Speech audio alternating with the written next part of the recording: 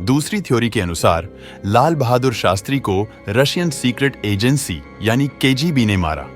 इस थ्योरी को सपोर्ट करने वाले लोग कहते हैं कि रशियन अधिकारियों ने लाल बहादुर शास्त्री जी पर प्रेशर बिल्ड करके उनसे ताशकंद एग्रीमेंट साइन करवाया था, क्योंकि लाल बहादुर शास्त्री जी ताशकंद एग्रीमेंट के कुछ कंडीशंस से सहमत नहीं थे।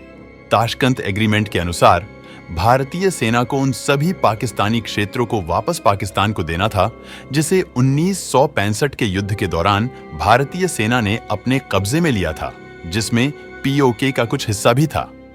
लाल बहादुर शास्त्री पीओके के हिस्से को छोड़कर बाकी सभी पाकिस्तान क्षेत्रों को वापस देने को तैयार थे, लेकिन वह युद्ध के दौरान पाकिस्तान से आजाद किए गए पीओके के हिस्से को नहीं देना चाहते थे, जिसके वजह से ताशकंद एग्रीमेंट पर बात नहीं बन रही थी और ऐसा लग रहा था कि ताशकंद एग्रीमेंट साइन नहीं होगा, जिस वजह से रूसी अधिकारियों को चिंता हो रही थी, क्योंकि अगर ताशकंद एग्रीमेंट साइन नहीं होता तो रूस का विश्व भर में नाम खराब हो जाता। इसलिए रूसी अधिकारियों ने लाल बहादुर शास्त्री जी पर प्रेशर बिल्ड किया और उनसे ताशकंद एग्रीमेंट साइन करवा लिया।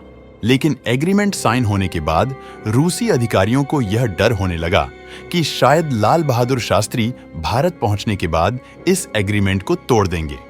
इसलिए रूसी खुफिया एजेंसी केजीबी ने उन्हें मरवा दिया। यह बात सच है कि ताशकंद एग्रीमेंट के डिस्कशन के दौरान लाल बहादुर शास्त्री जी ने कुछ डिमांड्स को मानने से मना कर दिया था, और यही बात इस थ्योरी को सपोर्ट करती है।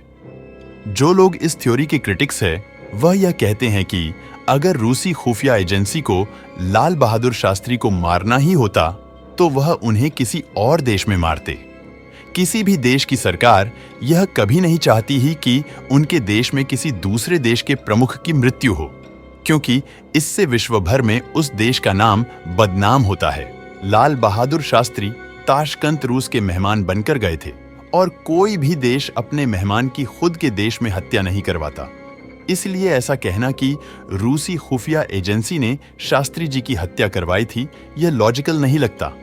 क्रिटिक्स यह भी कहते हैं कि अगर रूसी खुफिया एजेंसी ने शास्त्री जी की हत्या की होती तो रूसी अधिकारी शास्त्री जी का पोस्टमार्टम करने का ऑफर नहीं देते।